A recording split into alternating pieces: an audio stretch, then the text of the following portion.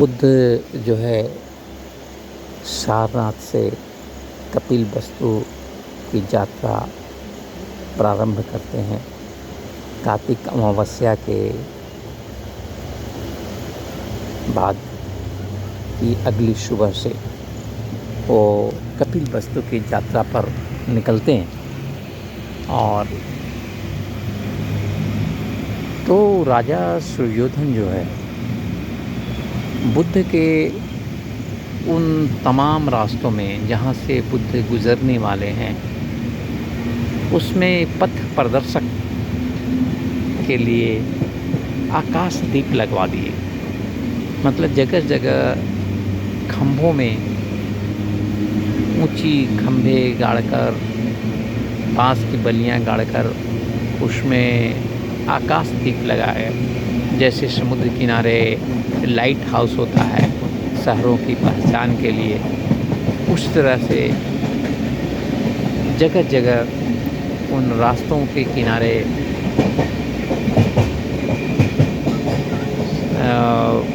राजा सुयोधन ने वो आकाश दीप लगवाए, जिसे आप दीपावली में आप देखते हो कि लोग घरों के ऊपर एक रंगीन लाइट लगाते हैं, वो आकाश दीप ही है।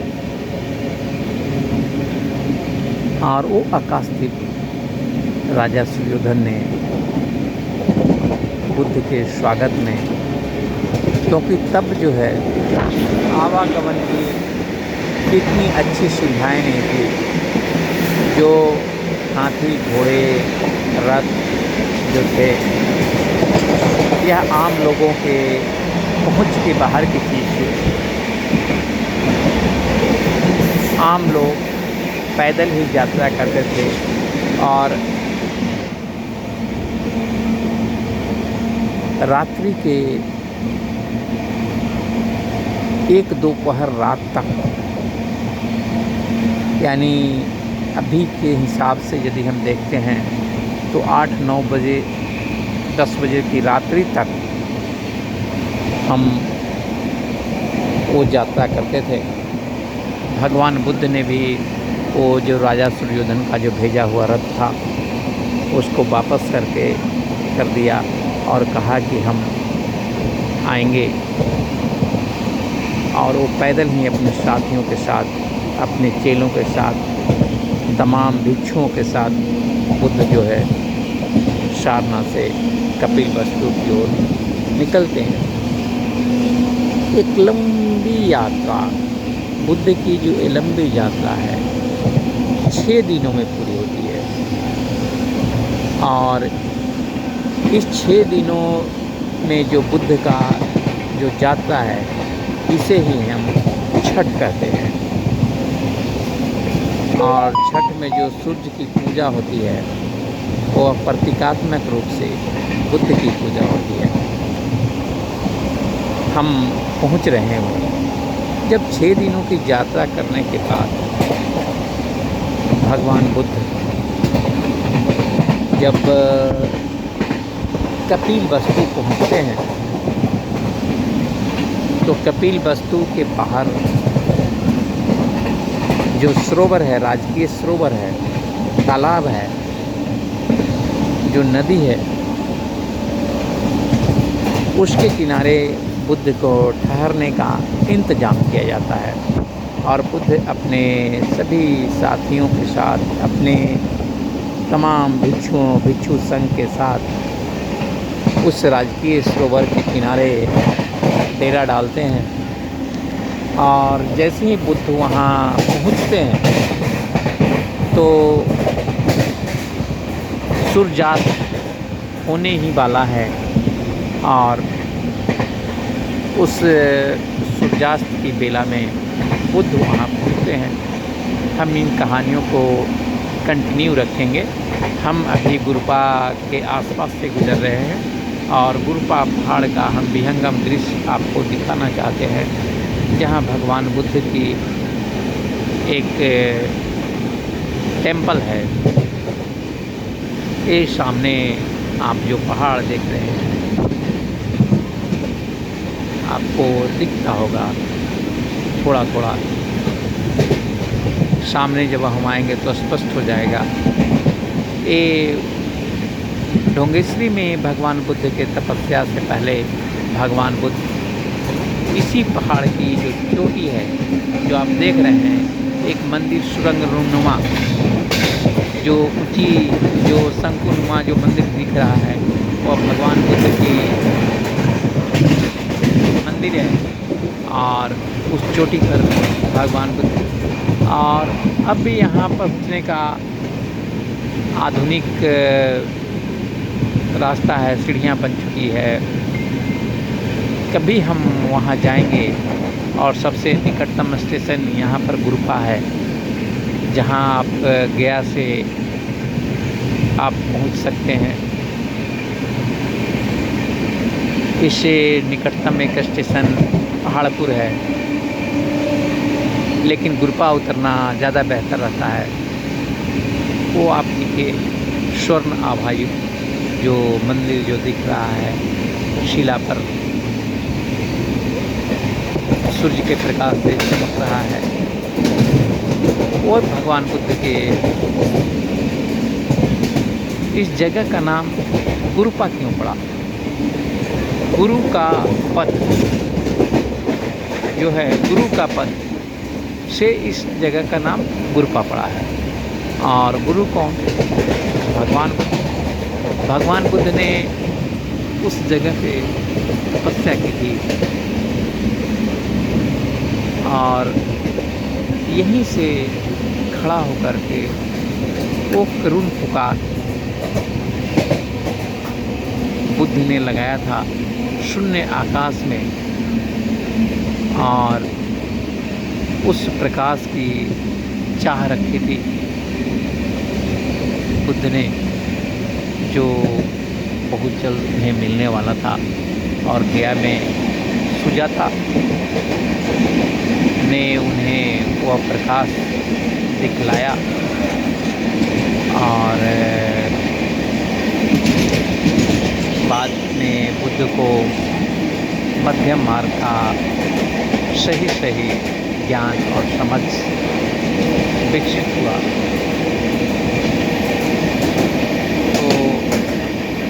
गुरुपा की ये पहाड़ियाँ जो है पावन और पवित्र बन जाती है बुद्ध के कारण ही। हम लौटते हैं कपिलवस्तु की ओर।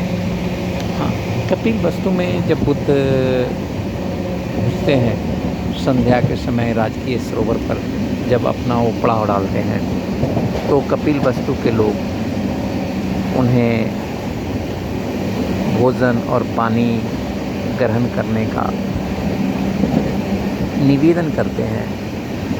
तरह तरह के पकवान, तरह तरह के फल बुद्ध के चरणों में समर्पित करते हैं। कपिलवस्तु के लोग पूरे पवित्र मन से, पूरी आस्था और विश्वास के साथ, अपनी शारीरिक शुद्धता के साथ बुद्ध के आने की खबर से पूरा कपिलवस्तु जो है गुंजायमान हो जाता है, और सारे लोग जो है भगवान बुद्ध को देखने, समझने के लिए वहाँ पहुँचते हैं और भगवान बुद्ध के शिक्षाओं से ग्रहण करते हैं।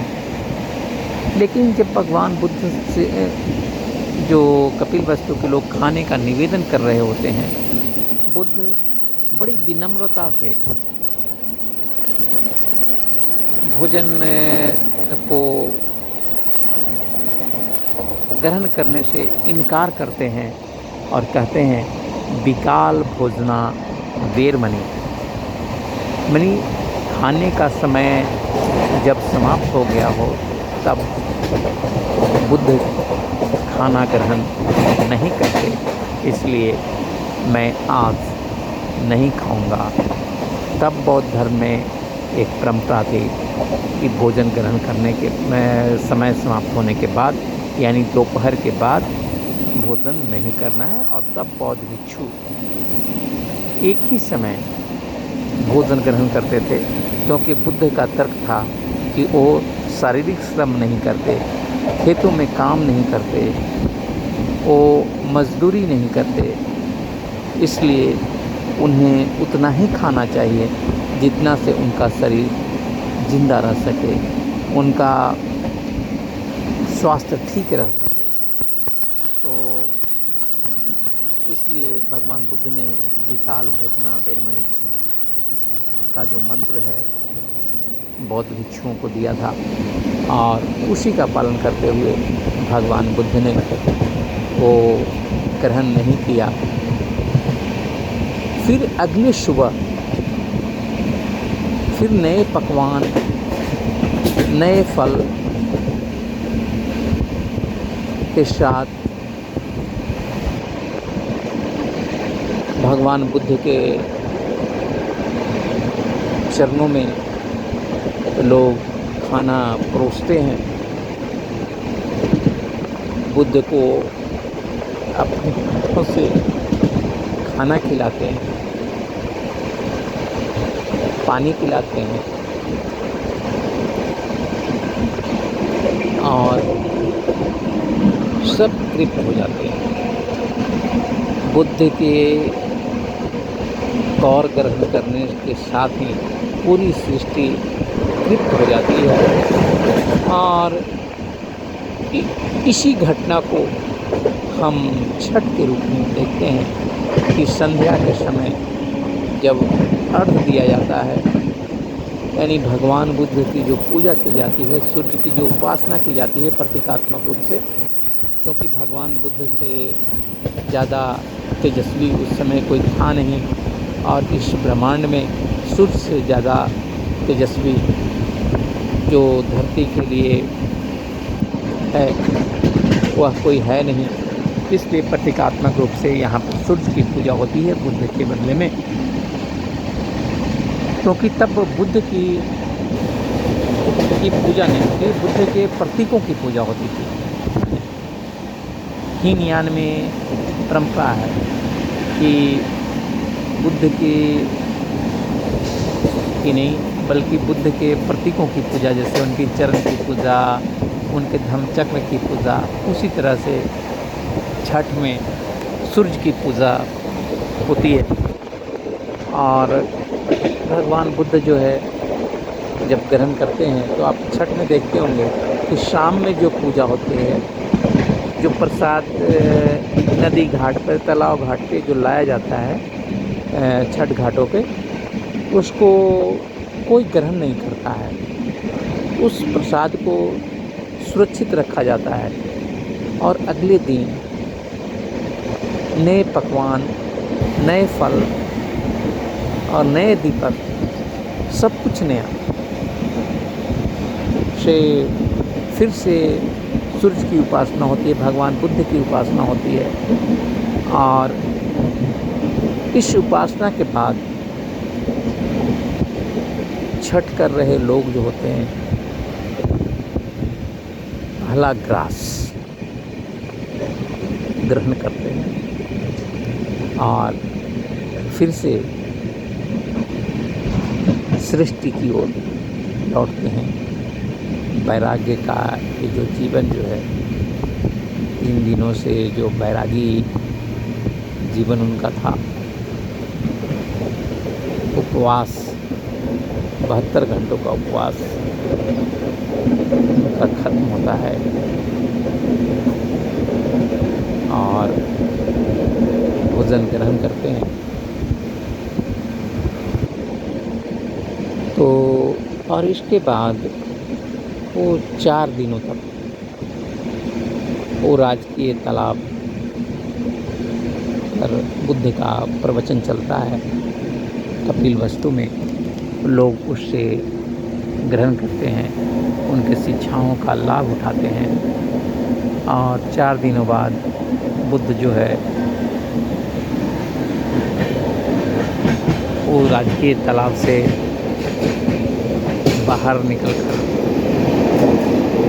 निकलते हैं और इसको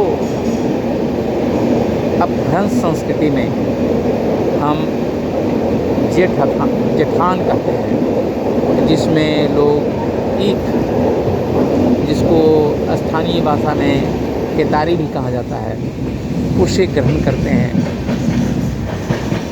जिसको सुसंस्कृत भाषा में देव उठान कहा जाता है। तो देव उठान यानी बुद्ध के राजकीय सरोवर से उठकर भिक्षाचारिका करने के घटना को ही देव उठान कहा जाता है। और उसके बाद उनका जो पूर्ववत जो कार्यक्रम जो है भिक्षा मांग के खाने का बुद्ध का, भगवान बुद्ध का, वो शुरू होता है। तो इसमें हमने 2 चीज़ों को देखा, भगवान बुद्ध की धम्म से कैसे निकला छठ पर्व और देव उठान का क्या है मतलब। जय हिंद दोस्तों, हम फिर मिलते हैं किसी नए विषय पर।